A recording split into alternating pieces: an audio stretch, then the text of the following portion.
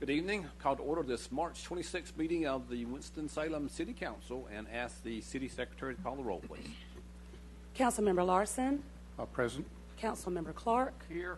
Councilmember Bessie. Here. Councilmember Montgomery. Here. Councilmember Burke. Here. Councilmember Adams. Here. Councilmember McIntosh. Here. And Councilmember Taylor. Present. Thank you. Would you please join the City Council and me in a moment of silence?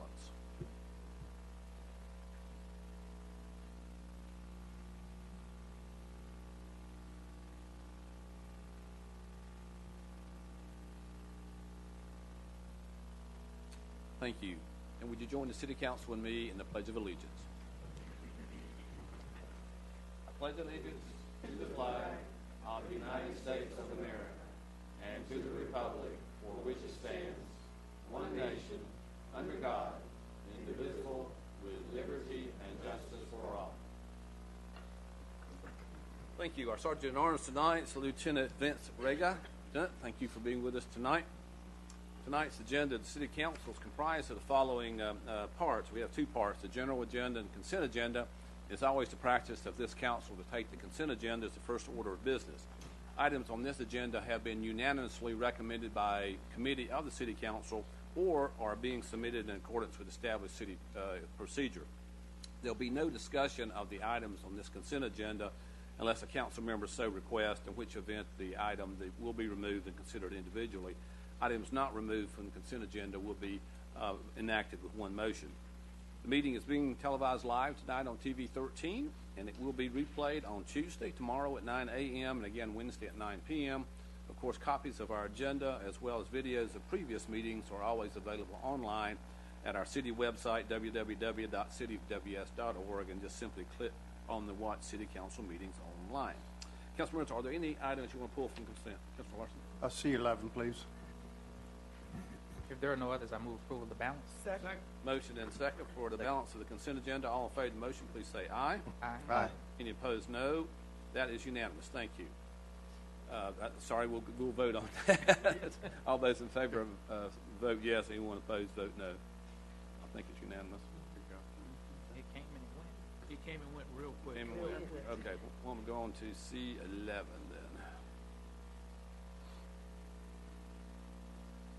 Item C11, resolution awarding contract with Innovation Hospitality, LLC for concession services at Bowman Gray Stadium, located in the East Ward, recommended by the Finance Committee.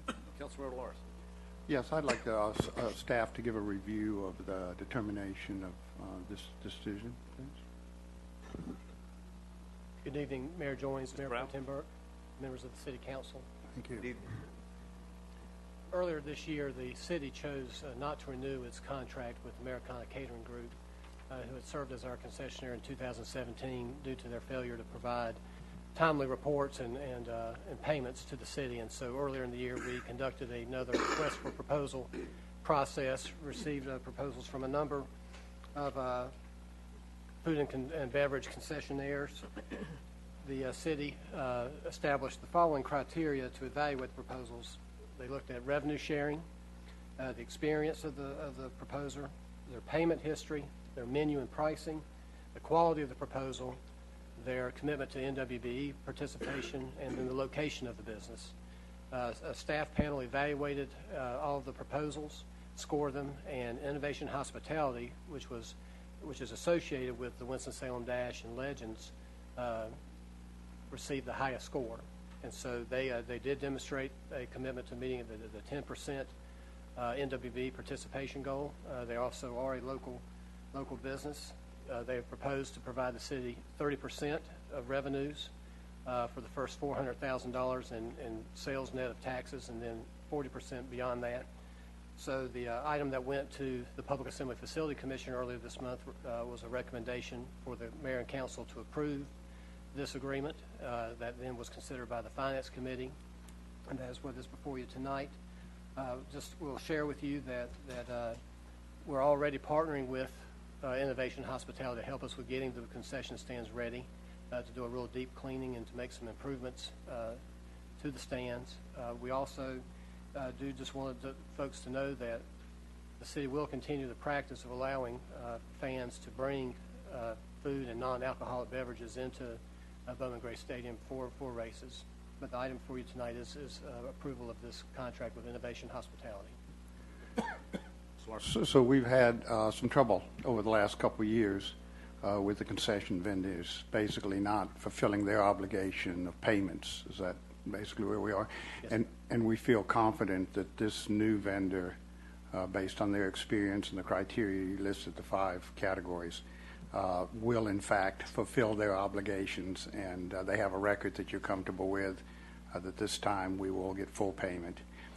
Yes, sir. Innovation Hospitality has provided the concession services for the Winston-Salem Dash since they've been at BB&T Ballpark. They reorganized recently as a new limited liability corporation simply to separate that segment of the business from the rest of the Winston-Salem Dash operations so that they can better manage their records and report to us and pay us as we expect them to. Yeah. My understanding is they are caught in between 2 major clients. Well, we're a client, but they're caught in between the racing fans and the Winston-Salem state football fans. And my understanding is, are they prepared to do different menus or anything for those 2 different audiences? Well, one aspect of their services that we have discussed with them was the idea of varying the menus depending on the season. Good. I think something we did learn from our previous concessionaire is that you do have 2 fan bases to serve, and so the plan is to discuss with them how we can tailor those offerings for those 2 fan bases. It's an important part of the stadium's operation, and I appreciate your attention to that detail. Thank you. That's my only questions. Okay, if you're ready, if you'd like to make a motion. I'll make a motion for approval. Second. Motion and second. I don't know if this is going to come up or not. Why don't we go ahead and vote on it? All in favor of the motion? Oh, there it is. All those in favor of the motion, please indicate by voting yes. Anyone opposed, indicate by voting no. And that is unanimous. Thank you, Councilmember Larson. Thank you. We'll now go back to the balance of the general agenda, which is comprised of the following items. We have an item related to the closure and abandonment of a right-of-way in the South Ward, an item related to the provision of advertising services for the Dixie Classic Fair, an item related to the City of Winston-Salem's Minority and Women-Owned Enterprise Plan, an item authorizing the city manager to solicit proposals for a disparity study, an item to excuse Councilmember Montgomery from voting on items G7 and 8, an item authorizing additional emergency solutions grant funds, an item authorizing the use of CDBG funds for equipment, an item related to the City of Winston-Salem open data policy, and an item considering City Council's April meeting calendar, as well as our public comment period. May we have item G1, please? Item G1, public hearing on a petition to close and abandon a portion of right-of-way along Link Road. Petition of John and Gloria Cottle, located in the South Ward, recommended by the Public Works Committee. Is there anyone in the council chamber who wishes to be heard on this proposed street closing, right-of-way closing? Seeing no one, I'll declare the public hearing closed, and I'd recognize Chairman of the Public Works Committee, Councilmember Bessie. Thank you, Mr. Mayor. This project is this request is in the South Ward, and therefore I'll pass to Councilmember Larson. Thank you. This is a matter that deals with some property line adjustments and city right-of-ways. I would like to commend city staff, particularly Greg Turner, for coming up with a very creative solution to solve this particular client's problem. And I appreciate Mr. Cottle's patience as we work through this issue, but I think everybody came out fine. I recommend approval. Motion to approve. Is there a second? Second. All right, all those in favor of the any discussion on this item? All those in favor of this motion, please indicate by voting yes. Anyone opposed, vote no. That motion passes unanimously. Thank you, Councilman Larson. Item G2. Item G2, resolution rejecting all proposals for advertising services for the Dixie Classic Fair and approving the provision of those services by the City of Winston-Salem Marketing and Communications Department. Finance Committee forwarded this item to Council with 3 in favor and 1 opposed. Since the Finance Committee, there's been a considerable amount of discussion on this particular item, and without objection, I'm going to recognize Councilmember Montgomery. I believe he wishes to offer some comments and a substitute motion. I'd like to offer a motion and then comment. All right, please. I'd like to move that the council adopt a resolution awarding the contract for Dixie Classic Fair services to Wildfire Inc. not to exceed the $230,000 per year budget for the fair advertising as outlined for 1 year. Is there a second? Motion second. Go ahead, Councilman Montgomery. After our deliberate conversations with reference to this item and how the community and the city addresses dealing with diversity and inclusion in reference to this particular item, the intent, I believe, has been accomplished in terms of how we move the community forward. This particular advertiser and marketing firm working with Wildfire has committed themselves to working with city and with city staff in reference to how we engage to ensure that we're engaging with a diverse segment of our community. As you heard the mayor state, the other two items that are on our agenda for tonight are specifically, one, changes to our MWBE policy that specifically will help us impact how these type of contracts go on the street, which was one of the concerns that was from some of the colleagues on the council, that the recipient who was identified within this actual contract did what they were asked to do in terms of responding. The changes to our MWBE policies will make it very, very clear. The second item on there is specifically when it comes to a diversity study. That will additionally help us to accommodate the fact of how we deal with contracting, and in the words of one of our colleagues in our conversations, put rules in place that allow for us not to continue to have to nitpick at every contract, but ensure that we're able to have contracts that are in place that meet the desire of this council, which is to ensure that we are diverse in our contracting practices.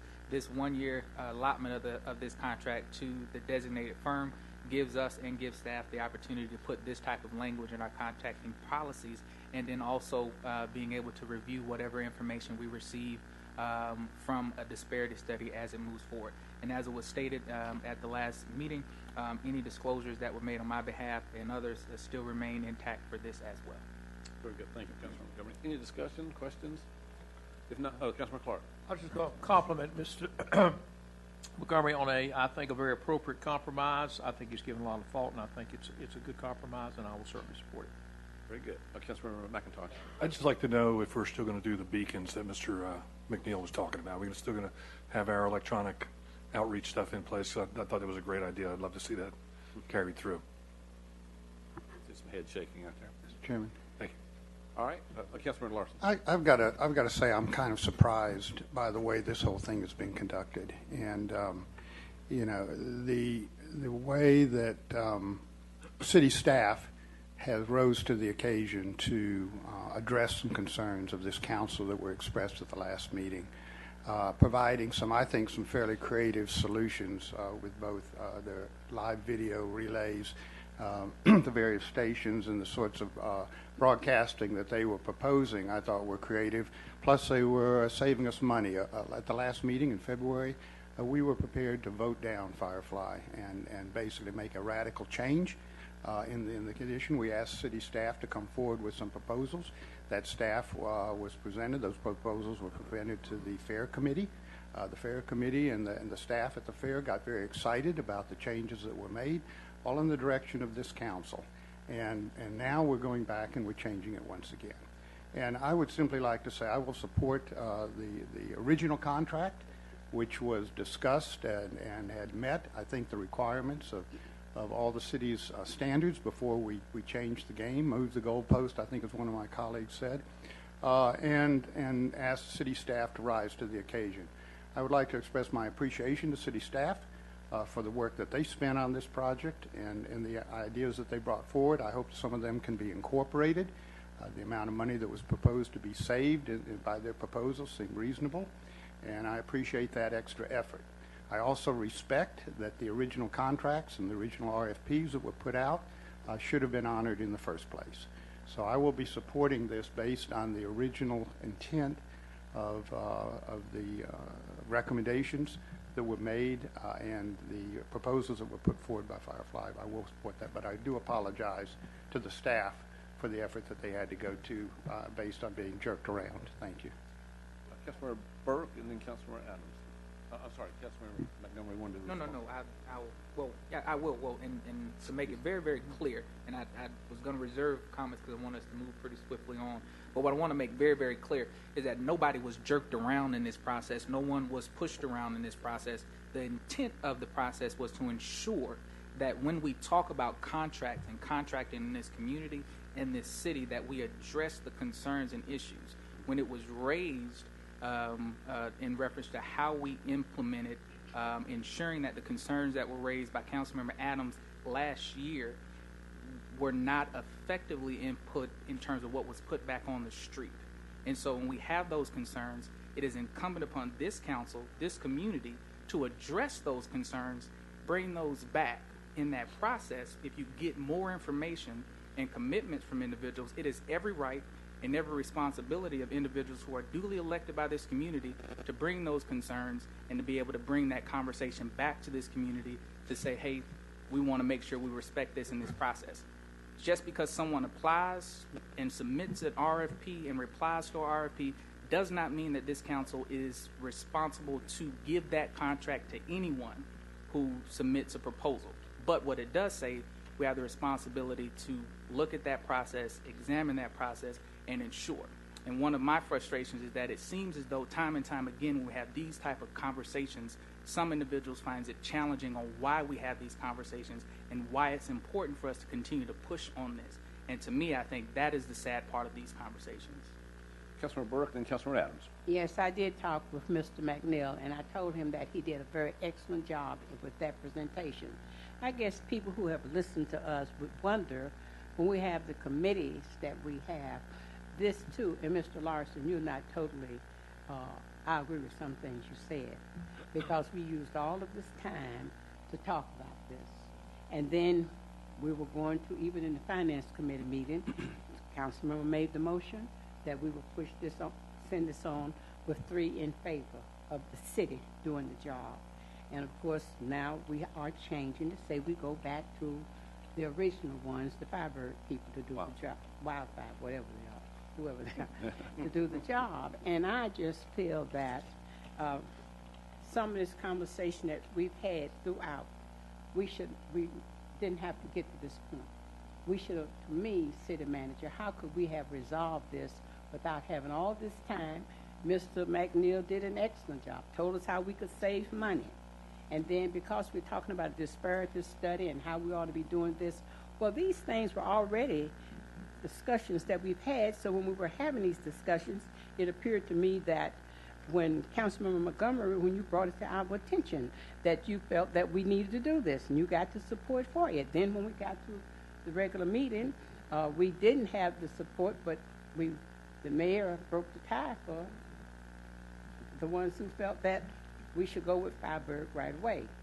All right, we take it to our finance meeting and we discuss it. And then the councilwoman here, she, with her disparity and all she was talking about. And so this evening, people would wonder, could we have solved this in a different way? Thank you. Let me just clarify. My vote was to send it back to finance, not for a particular contract. Councilmember Adams. I understand that, but you did the vote. You split that vote. Kept it from going I down. know a lot of people might not understand, and there may be some that don't agree with how this process works, but it is a process. It's government. It's democracy. That's what it is. And when you sit where we sit, it's our responsibility to do due diligence. If we need to talk about something 50 times, it's better, as they say, to cut once than cut twice. Maybe we cut 3 times on this one, but we're trying to put something in place that we've been asking for basically since I've been on this council, almost 10 years, as to how we can be more inclusive and be intentional about it when it comes to diversity, when it comes to contracts and proposals. I think we've reached a comparable compromise, and I'm okay with it. Because at the end of the day, it's still about representing the interests of the people that we serve and trying to bring win-win situations. It's not always going to be cut and dried the way we'd like it to be. But if we receive certain information and it requires that we go back and spend some more time talking about it, to me, it's worth the effort. Nobody was killed. Nobody was maimed. We just made the process work. That's where I am. Thank you. Do we have a motion and a second? All in favor of the motion, please indicate by voting yes. Anyone opposed, please vote no.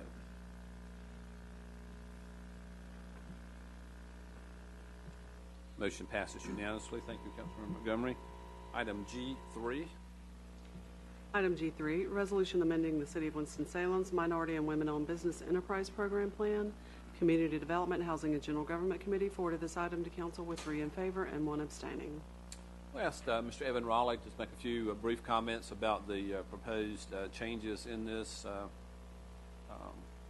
Minority Business Women Enterprise Certainly. Program. Good evening, Mayor Joines, Mayor Pro Tem, members of City Council. Good evening.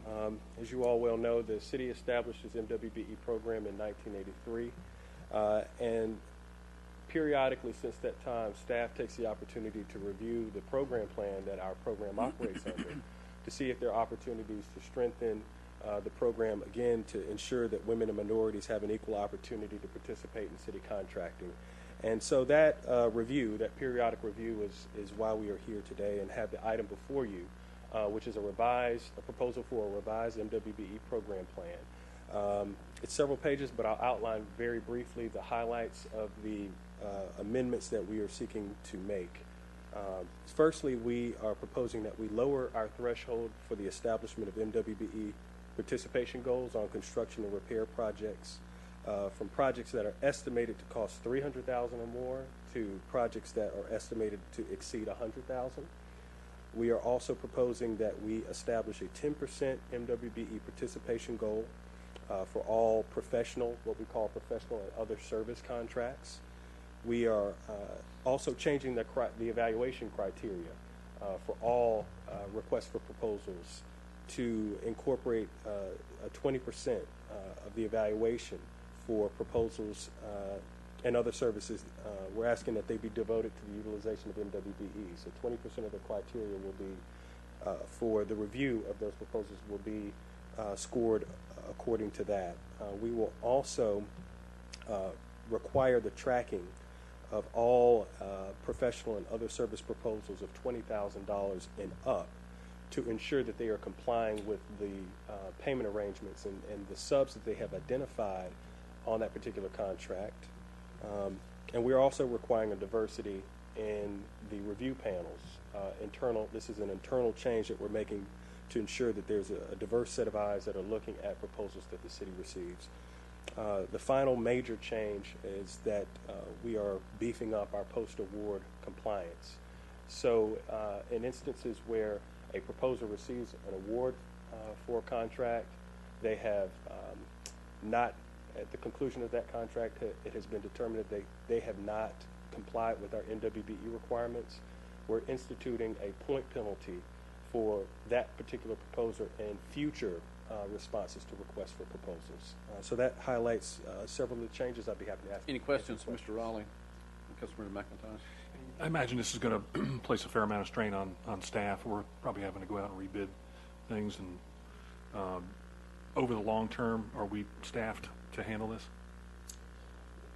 I would say I think we are certainly making arrangements to put in place this policy immediately.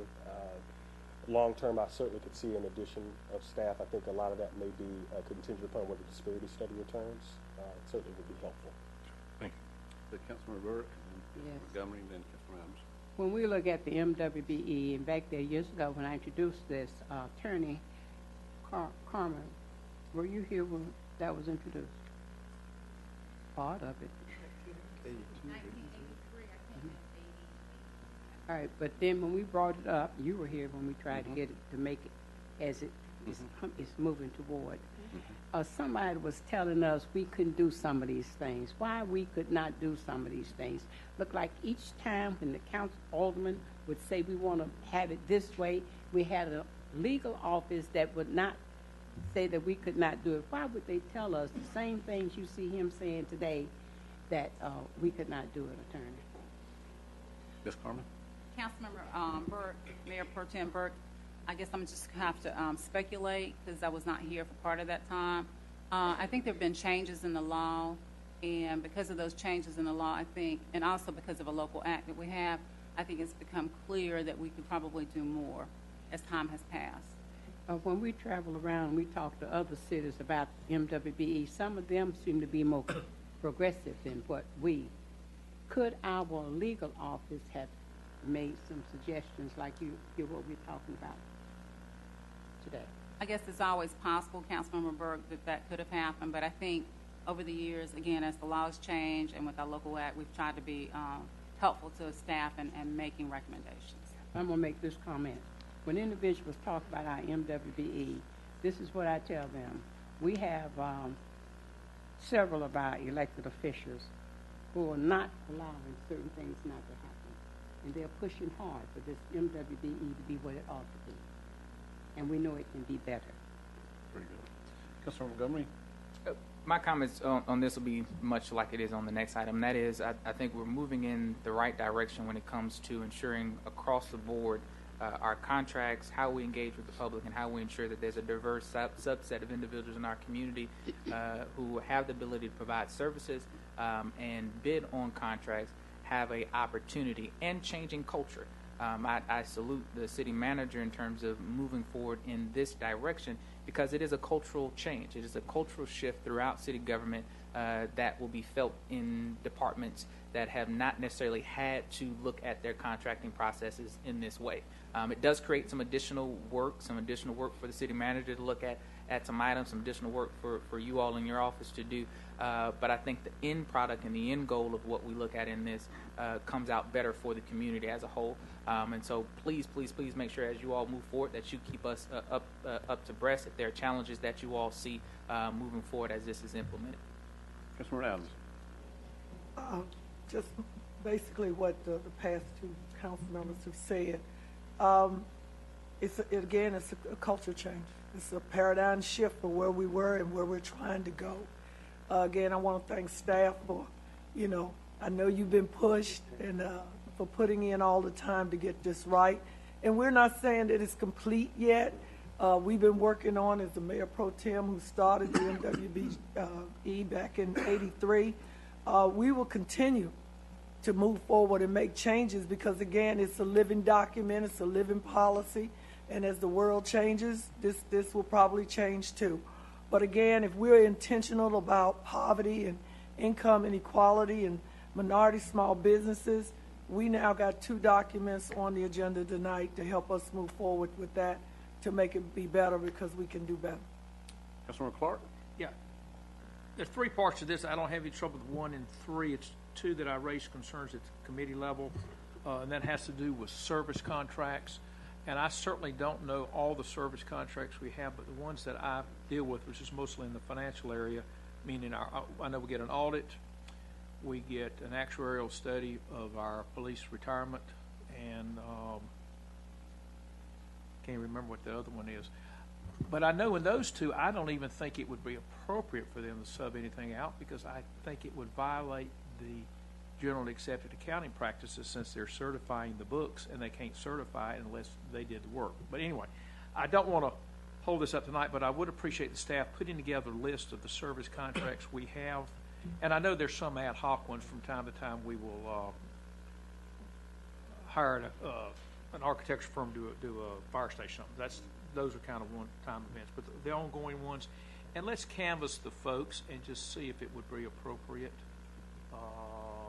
The other one was we do hire a company, and we just went out for bids, that provides managerial advice on the police retirement fund. I would just be curious if we could put that list together and canvass them on how they think if they could even do this and the appropriateness of it. Because my concern is I think you would have a 20% penalty if it's not appropriate. And the other example I gave was we did this for the convention center. There's a lot of original artwork in it, and I'm assuming different artists painted different things. Well, how is an artist going to subcontract out maybe the framing or something? But that would be very, very minor. So what would an artist do in that case? And I know right now we're working on some other art for the city. So anyway, I would just appreciate staff coming back at some point. You don't need to do it tomorrow, but just at some point to look at this. I do think this council is always open to tweaking things, and I just think in those cases where it is not appropriate or maybe, well, I'll just use the word not appropriate to, or not feasible to subcontract out work, that we make some different type of thing. But anyway, that information would be helpful. Thank you. Councilor Bessie? Thank you. Just for folks who don't regularly follow this issue, the purpose of the city's minority and women-owned business enterprise program is to help use the city's contracting and financial power to help encourage the development of economic opportunity for historically disadvantaged business parts of our community. With regard to this particular set of changes, I support them because they're substantively reasonable, and also because one of the things I think we ought to try to do to the greatest degree possible is to avoid elected official micromanagement of individual contracts in order to avoid even the appearance that any of us is involved in personal or political favoritism in awarding city business. I think that this helps us to do that by clarifying our expectations in the MWBE program planning. And I will make similar comments regarding the next item as well. Councilmember Larson? Yes, this really brings down to the very basic working level of the city the idea of opening the door to a variety of contractors. And whereas the threshold had been 300,000 before, which means large construction projects, this brings it down to 20,000 for meeting the requirements of our minority participation program. And I think that's admirable. I clearly would agree that this opens the door. It brings it down to a very working level for small businesses to have a better chance to participate. I would agree with my colleague, though, Robert Clark, that I do have some concerns about this, and I understand that we're dealing with a resolution and not an ordinance tonight, which I understand also provides us some flexibility as we move forward into these deliberations. I think we are going to begin to see some questions arising as to whether or not this is going to dampen our ability to recruit or to solicit bids based on this thresholds that we're establishing. And I would advise that we look carefully at that. I do think there are going to be occasions, such as have been already discussed, where it's almost going to be impossible or infeasible to meet this written requirement. And I'm very anxious to follow and understand, and maybe you can help address it tonight, what will happen when we receive proposals. Ultimately, it's still going to be a cost-based decision. Ultimately, it's going to be a low bid requirement. That's not changing, as I would understand. So the other part of this formula is the maneuver room, the amount of room we have within a small company, for example, to meet these requirements, single-person, two-person firm, whatever, that does not automatically have the capacity to incorporate some of these thresholds into their proposals. Well, I'll address a couple of those issues now. So with respect to the cost as it relates to the scoring of the proposals, so what we're proposing is making changes to the review of RFPs and RFQs. In the case of professional services, cost is never factored in when we receive the proposals. It's strictly a qualifications-based process, and price is considered and negotiated after the preferred or preferable winning bidder is determined. In the case of other services, cost is a factor. It is not a low bid process. There are other criteria that are considered as part of the review of the responses. So cost varies in terms of its significance in awarding that particular contract, but that varies based upon the type of the proposal that you're reviewing. Second part of the question? So yes, with respect to, I think the question was about the size of firms and their abilities to potentially comply. Yeah. I will say that I haven't seen that as a challenge. Not saying that it can't be. I just don't see that being anything that we have seen as an issue, particularly as it relates to maybe the MWBE portions, because again, what we're looking at is the subcontracting activity is the basis for the review. So even if it, maybe using your example, it's a single person sole proprietorship that's, so if there are no subcontractors, right, this would not really apply. It wouldn't matter. So right, that's correct. So there are other ways to achieve the compliance with that particular part of the evaluation criteria. It's, Understand. Thank you, Mr. Raleigh. Yes, Councilman Taylor had a question. Just a quick comment. Mayor, members of the council, I agree with all of the comments here. I certainly support this particular policy. This council over the years have done its best to make sure that all people have had a seat at the table when it comes to contracts for the city of Winston-Salem. The fact of the matter is that the majority of the population has always had a seat at the table, and they'll continue to have a seat at the table, and that's fine. But this actually strengthens the relationship for contracts with minority-owned businesses, and that's important. But another thing that I want to point out, and this is something that continues to get overlooked, we mention it, but we don't go into detail about it, but this offers the opportunity to strengthen contracts for women-owned businesses. And, you know, as a father that has a daughter, I have a sister, I have a wife, I have a mother, this is over 50% of the population. So this means that everybody has a seat at the table. I don't know anybody that would be opposed to this. I certainly won't be opposed to it tonight. Thank you. Thank you, Mr. Raleigh. I recognize Councilman Montgomery, Chairman of the Community Development Housing General Government Committee, who this proposal came from, for a motion. I move for approval. Second. Motion second. And you got a comment? Yep. Just, Mr. Raleigh, before you leave, do other communities have similar policies as this in terms Yes. of the ground for where we are? yes, this is not unique to us. And do they report issues with receiving folks getting contracts? Not that I am aware of, no. All right, thank you. All right, we do have a motion and a second. All those in favor of the motion, please indicate by voting yes. Anyone opposed, vote no. That motion passes unanimously, and Councilman Burke had a comment. Yes, in this city, as far as women are concerned, we're a step ahead of most cities.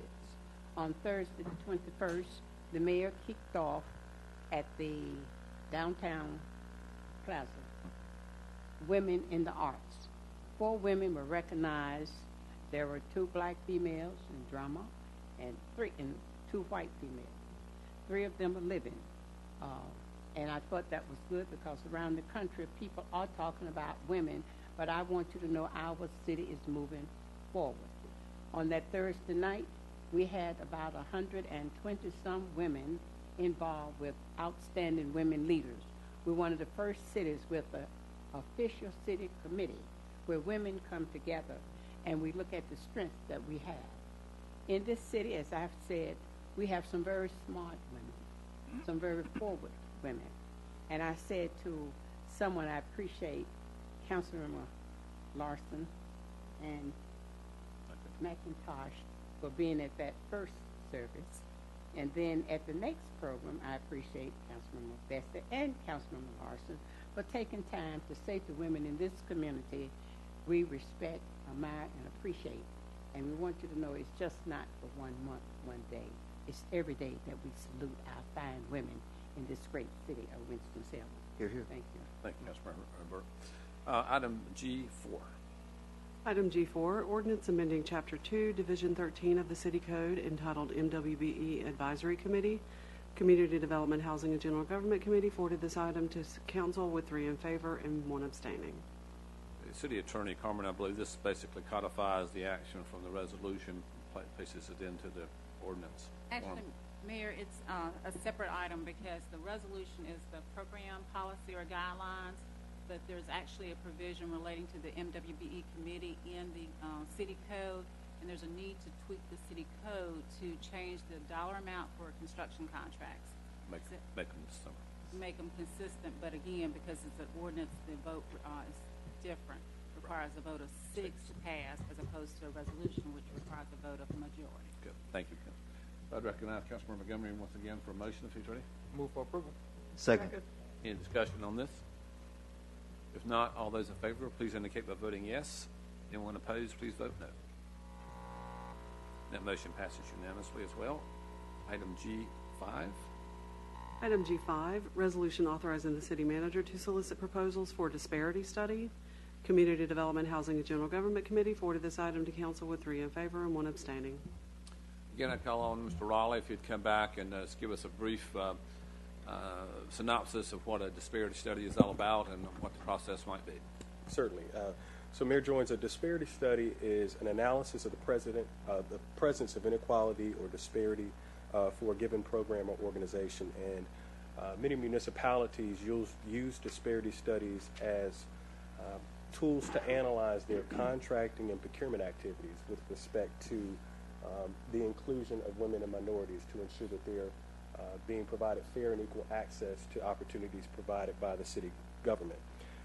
And so the findings of disparity studies, essentially what they do is describe the business climate that women and minorities have in a particular organization or in a particular community. And they also, these studies identify potential barriers that may exist to their inclusion and entry in the marketplace if they exist. And in the event that they do exist, the disparity studies will offer recommendations for methods and strategies that the organization can implement to remedy those exclusions or barriers that are identified in the report. So the action before council tonight is to authorize the city manager to seek, put out RFPs to seek companies, and then we'd bring that back to council for a later action. Any other questions of Mr. Raleigh on the disparity study? All right, thank you, Mr. Raleigh. Councilmember Clark, is there a question? Well, I was going to make a comment, but I didn't know. Well, let's wait till we get a motion if we could on the. Okay, I'll withdraw my arm. Okay, Councilmember Montgomery, if you're. Move for approval. Second. Motion second. Now I recognize Councilmember Clark. Yeah, I realize we're not voting on a contract tonight. We're voting to go get them, or put an RFQ out or whatever it is. I struggle with this one. We've been told these run in the $300,000 range, and I am still struggling with what we're going to learn. Wait a minute. Well, Mr. Raleigh, would you like to? Maybe you can address that. Maybe I have the wrong number to begin with. No, your numbers are correct. We were told 250 to 350 or something. I kind of rounded it. That is a reasonable expectation of the cost, Councilmember. Thank you.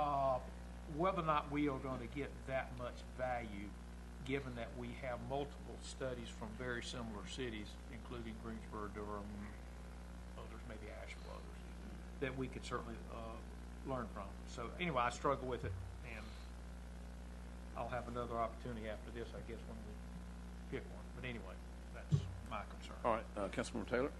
Yeah, I just want to say, again, I support this particular item. I've heard it said, and I'm going to be very quick, that either you're at the table or you're on the menu. What this allows us to do is to make sure that everyone has a seat at the table. So the work that we're doing here tonight does not take seats away from the table.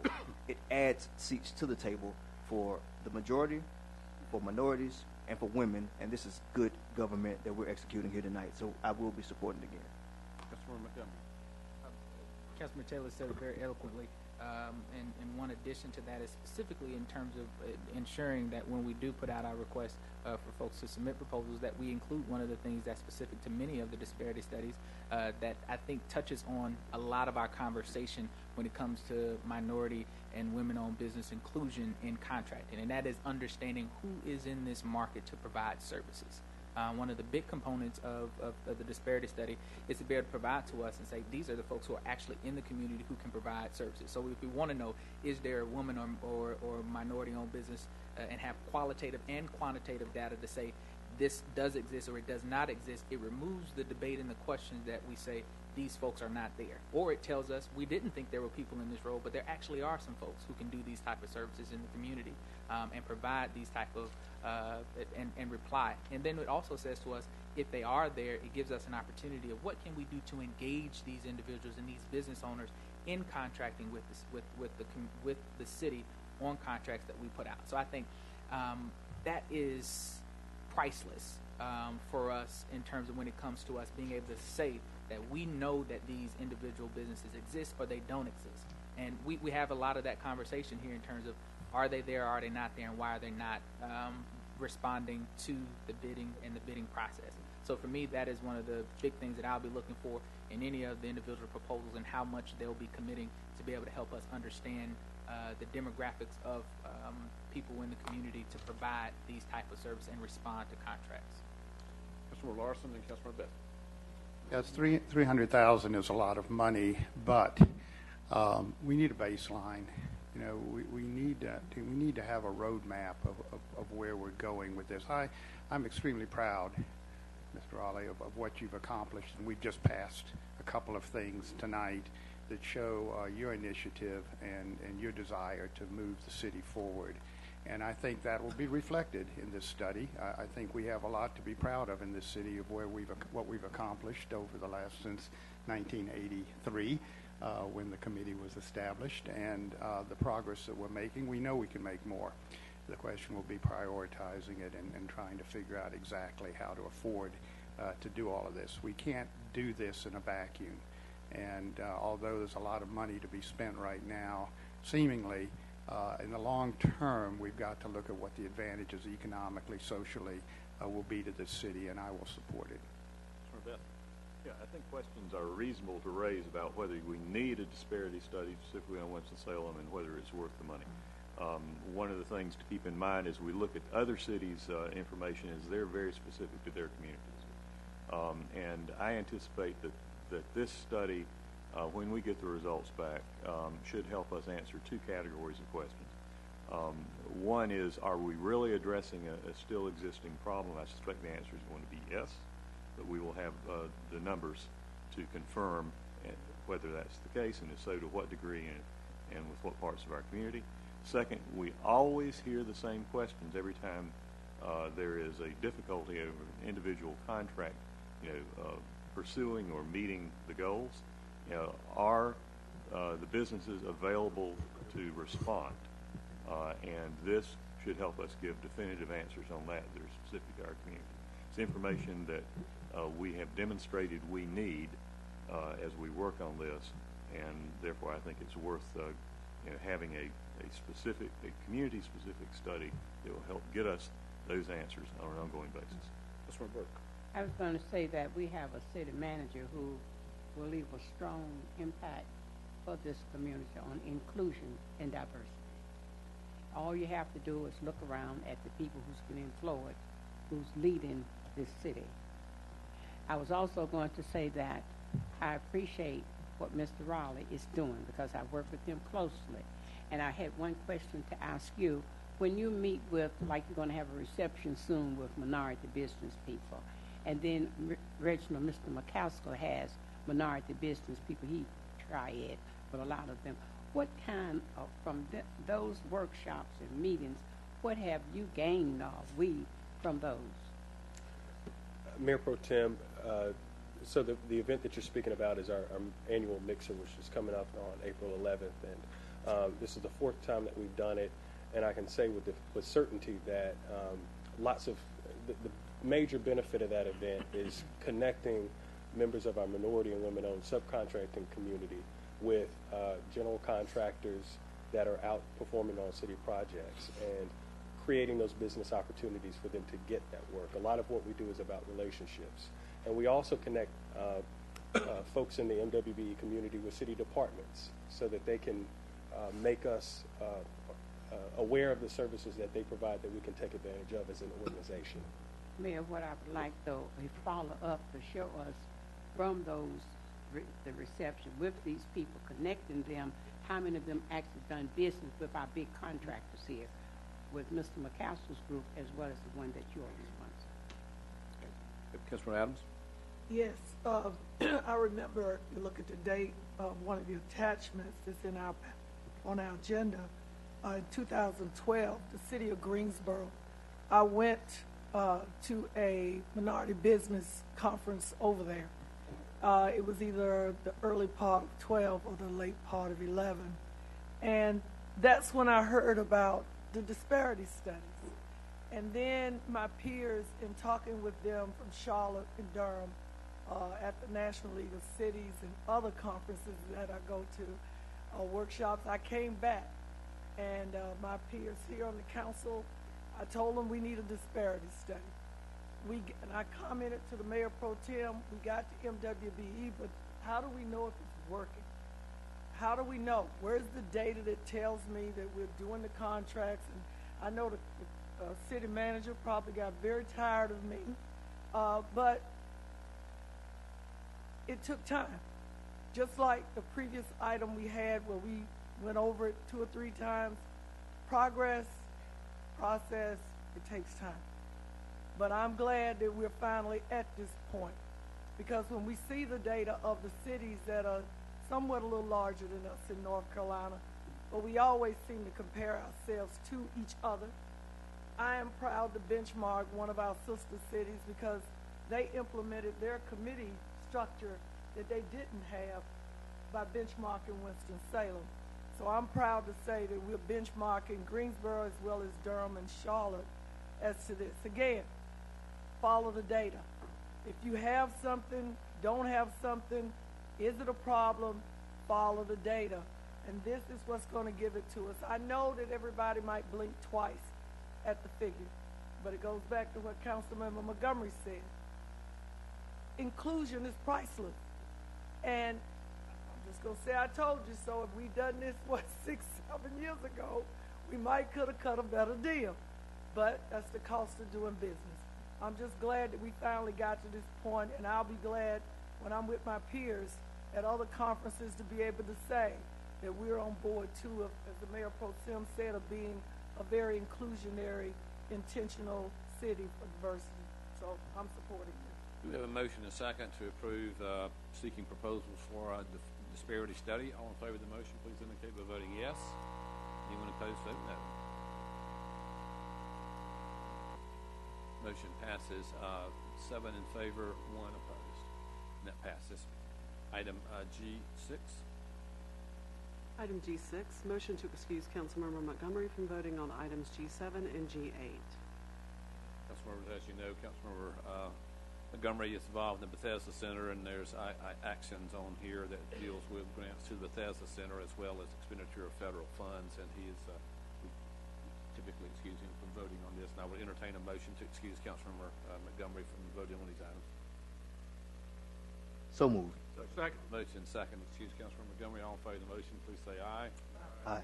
Any opposed, no. That is unanimous. Now we go to item G7. Item G7, consideration of items authorizing additional emergency solutions grant funds from the state of North Carolina. This item was recommended by the Finance Committee. I'd recognize Councilmember Clark for a motion if he's ready. Certainly move approval. For a second. Second. Any discussion?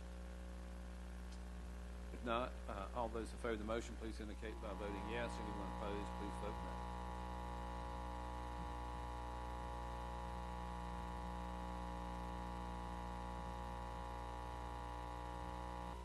That motion passes unanimously with Councilman Montgomery being excused from voting.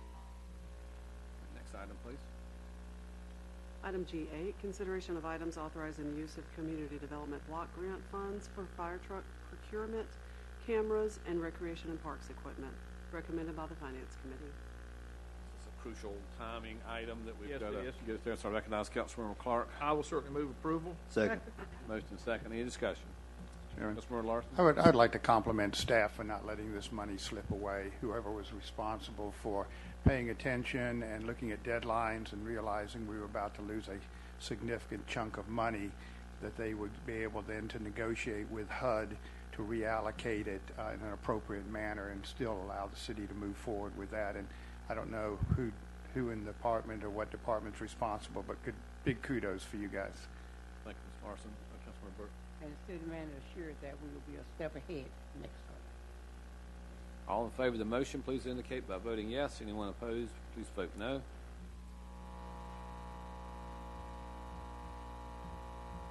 That motion passes unanimously with Councilman Montgomery being excused from voting. All right, next item, please. Item G9, City of Winston-Salem Open Data Policy. This item was recommended by the Community Development, Housing, and General Government Committee.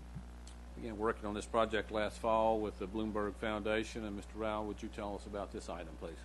Yes, Mayor Pro Tem Burke, members of the City Council. Last September, after a rigorous assessment process, the City of Winston-Salem was accepted into Bloomberg Philanthropies What Works Cities initiative. We are one of 100 cities who have been accepted into this initiative. So for the last several months, the city has worked with two of the What Works Cities partners, the Sunlight Foundation and Johns Hopkins University's Center for Government Excellence. We are at a point now where we are bringing forward to you all our proposed open data policy. So we have invited Noel Asama, who is a policy analyst for the Sunlight Foundation, who's worked very closely with us on helping us to develop our open data policy. We've invited him to Winston-Salem today, and he is here tonight to just provide a few words about our engagement with the Sunlight Foundation.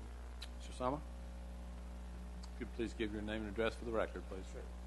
My name is Noel Isama. I am a policy analyst with the Sunlight Foundation in Washington, D.C. We are a nonprofit that's focused on government transparency and technology policy. So basically, how does technology allow for more transparency and accountability with government?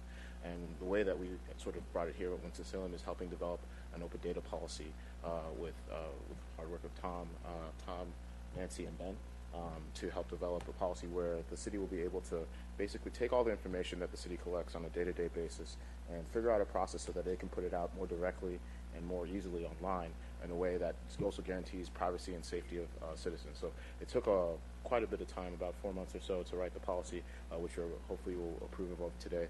And I just want to go through a couple of the things, major things that it does. The big thing is that it creates a sort of a governance structure with people from various departments who handle information on a day-to-day basis, and it creates a structure where they can actually create processes so that this information that the city has can be put through, can be considered and sort of evaluated in a way so that the city can, so that Winston-Salem can take out the private information that might exist and put it out in a way that's more direct. Another way is to also sort of merge and streamline city systems so information can flow freely in between city departments. One of the big reasons that we advocate for open data, along with facilitating transparency and accountability, at least for me, is better government. So breaking down silos. Oftentimes when people are looking for information, even within the city departments, it's kind of hard to find that, and that takes time. It takes resources away from the city. And so in many ways, Winston-Salem's actually going to become a leader in terms of how it manages its information, which is actually something that we also believe strongly, that information is power. And if you're able to put that information in the hands of citizens, in the hands of residents, they can do amazing things with it. If you put that information in the hands of city staffers and free them up to be able to communicate with one another and work with one another, they can do amazing things as well. And so we're here to support this amendment. I want to thank Tom, Ben, and Nancy. And actually today, the city was even going a further step with staffers. We actually had a workshop today to help city staffers create user personas. So trying to think about the people who are going to be coming to the city on a regular basis and figuring out their information needs and how the city can better design how it serves them. And so that was a great workshop today, and the staff was very enthusiastic, so you should be very proud of them and all the work that they've done to get to this point. Thank you, and we're very grateful to the Bloomberg Foundation for letting Winston-Salem be one of the 100 cities in the country to work with. We're very, very pleased with that. Yes. And this, Councilmember Montgomery, this did come out of your committee. If you're ready for a motion. Move approval. Second. Moved in second. Councilmember Montgomery. Yep, just a comment. I say thank you for your work, and thank you to the staff for their work. I think you hit it right on the nail.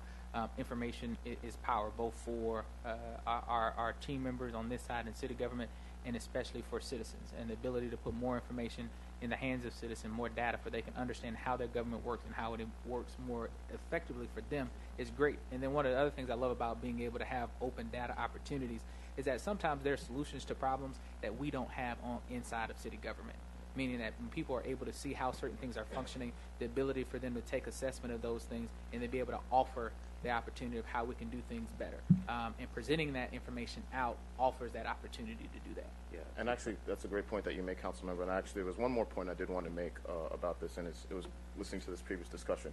It's really nice to hear that unlike our government in D.C. sometimes, this council is actually concerned about how money is being spent and where it goes. And one of the things that we find with open data policies in cities that are enthusiastic about putting information out there is that it's actually a big signal for business friendliness. If you're a city, we actually did a pilot with a city in Arizona, and we actually interviewed heavy users, vendors. And one of the things that we were talking to a mortgage financing company, and one of the things that they pointed out is that every inquiry that they make for a city is a loan. It's a loan for a business, it's a loan for a house that somebody's going to build, and it's an opportunity in a way. And so if a city were to approach it that way, if their city was approached it that way and create an environment where opportunities can be taken advantage of, that's going to be benefit in the future. So in many ways, this open data policy is laying the foundation for future prosperity in many ways. And I do commend you and the city for all the hard work that's been done so far, and congratulations in that sense. Thank you. Councilmember McIntosh? Yeah, I'm excited to be we're part of this. I've heard several other cities and communities. Allegheny County, Pennsylvania, has been a real leader in open data, and to hear some of the things that they've accomplished is really mind-blowing. even though there's this sort of parallel universe of data being misappropriated and misused right now. I think it's really important that we be Very timely, right? Yeah, I think it's really important that we be intentional and consistent about this, about reviewing our policies and having policies and making sure that this doesn't get into the wrong hands. But the flip side of it is it brings you business, it brings you clarity, it brings you communications with your constituents. So I think this is an excellent effort. Thank you. Thank you. All right. All in favor of the motion, please indicate by saying voting yes. Anyone opposed? Vote no. Thank you. Thank you. And that motion passes unanimously. Thank you, Mr. Rao. Appreciate your hard work on that. Item G10. Item G10, consideration of City Council's April 2018 meeting calendar. Councilmembers, as you know, we would like to meet with our legislative delegation on April 13th. So I would entertain a motion to establish a special meeting on April 13th at 8 o'clock. So moved. Second. Motion second. Any discussion? All in favor of the motion, please indicate by voting yes. Anyone opposed, vote no. Thank you. That is unanimous. And now item G11. Item G11, public comment period. This is a time once per month where the City Council invites members of the public to address it on matters that are germane to city government. We'd ask speakers to give your name and address for the record and limit your comments to 3 minutes.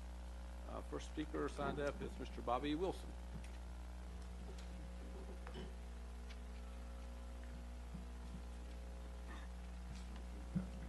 Good afternoon, Council.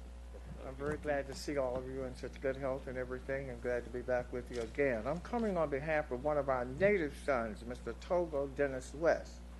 Recently he passed away, and of course he was on vacation at the time, and the history suggests it was a short and oncoming death. But however, he has risen above the horizons of history for the city of Winston-Salem, a proud native son.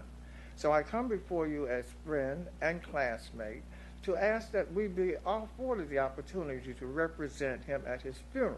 This will be April 24th in Washington, D.C., and we're hoping at the National Cathedral. We've had an invitation from one of the people that worked with him. You have included that in an email, and of course, most of us being senior citizens and all the things that go with that represent some type of affordability for the transportation. So that's why I'm in front of you today, that he not be neglected as a native son from Winston-Salem in the city of Washington, D.C., at the National Cathedral as we funeralize him. I ask that you bring forth transportation for the group, friends, and classmates to attend that funeral in Washington, D.C., as history prevails. Thank you. Thank you, Mr. Wilson. Councilor Burke. Yes, I've been in communication with the city manager. You're all finishing the class of 60 from Atkins High School. And we know that Mr. Togo West, I tell folks when I came in, he was a big boy, and he grew to be a very fine man. And we have not said what we're going to do as a city mayor to make, but we are going to do something. And I just wanted you to know we have not ignored this outstanding individual. Now, I don't know how we're going to speak about transportation, but we would not know what it would cost. We need to know what you'd be talking about. We have, and I have put in your boxes a memorandum to that effect with the cost for the transportation vehicle that we have encountered for that date, and that has been already at your disposal. And of course, I'm talking with the lady from the Presidential Services that give us a chance to be rendered as invitation. And that being said, we're trying to get there at 2 o'clock for that funeral. You're talking about one person? What are you talking about? I'm talking about 56 a coach. Pardon me? 56 persons a coach. Oh, a bus? Yes. Maybe something we might want to look outside city government for. I'm not sure this is totally appropriate for city government. Maybe we can help find some private dollars to help do that. We appreciate that. That is in a memorandum to you now in an email, so all of you should have that. Thank you, Mr. Wilson. We appreciate all yes, what you can do. Adams. Mr. Wilson, would Yes, you ma'am. kind of tell the TV audience, for those that don't know, about Mr. West? What Yes. is his position and that sort of thing? I'll be happy to. We are very thankful. 3 minutes worth, Mr. Wilson. We'll be very thankful and very quick. Whenever we've had a gentleman of this caliber, any individual rise to this monument on the sunset, he was appointed by 2 sitting presidents, one President Clinton and then President Obama, respectively, as Secretary of the Veteran Affairs and then Secretary of the Army.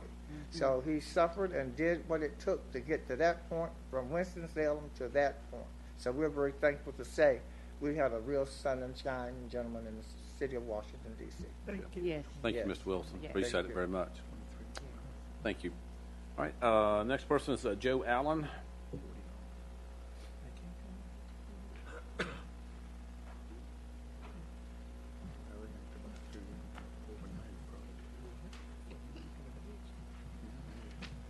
Joe Allen, P.O. Box 284-27102. Good afternoon. I'm sorry, good evening. Good evening. Transparency and accountability falls into the same circumference as truth and culpability. I have an 83-year-old aunt who says, there's a reason why you never see crows flying with eagles. Eagles are majestic. They fly high and mighty. And when they come straight at their prey. Crows, on the other hand, are more lowland. They are always cunning and manipulative. One crow will distract the prey while the other crows swoop down and do all the evil acts. Change is coming to Winston-Salem. Only those individuals who don't want the public to know will go around telling others not to listen because I don't know what I'm talking about. But guess what? I guarantee you that most of you know exactly what I'm talking about. Datamax Corporation and Datamax Foundation, campaign contributions, conflicts of interest, and more. Campaign contributions, conflicts of interest, and more. Sports menagerie, campaign contributions, contracts, corruption, and more. Ladera Crest, conflicts of interest, and more. Campaign contributions, conflicts of interest, Boston Thurman, and more. Campaign contributions, commissions, conflicts of interest, and more. Campaign contributions, $70,000, 17 acres, and more. We will not be silent. Our people have suffered long enough. You talk about commending the staff, and yes, I agree, Mr. Lawson, but guess what? This is their job, and if we had more of them stepping up to the plate to do their job, our city would not be in the state that it's in right now. We still have not received, and this is to Mr. Garrity, the CALIA from the police department, and it's been over close to a month and a half, nor have I received a list of all the unforgiven or forgiven loans for commercial and small business loans. I'm going to take the last 15 seconds, and I just want to say, it is just time for a change. I don't know if Winston-Salem has just been in a bubble so long that everybody has just gone along to get along, but change is coming. Thank you.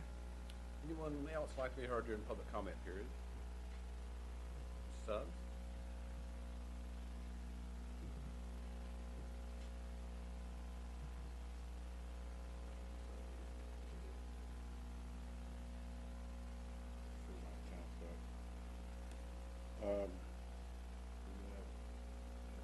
Would you mind stating your name and address for the record, Mr. Suggs, please?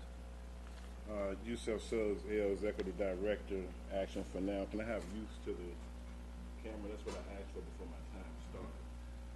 Okay, well, since we're not going to play fair with that, I'm talking with the Muni Code, if I can get my time back. And we know the Muni Code is the municipal code of Winston-Salem. This is coming from Article 5 of the Housing Department, which states, the definition of unfit for human habitation means a residential building which contains any of the following conditions, which conditions of the City Council hereby finds render any building dangerous or injurious to the health, safety, or morals of the occupants of the dwelling, the occupants of the neighborhood dwellings or other residents of the city.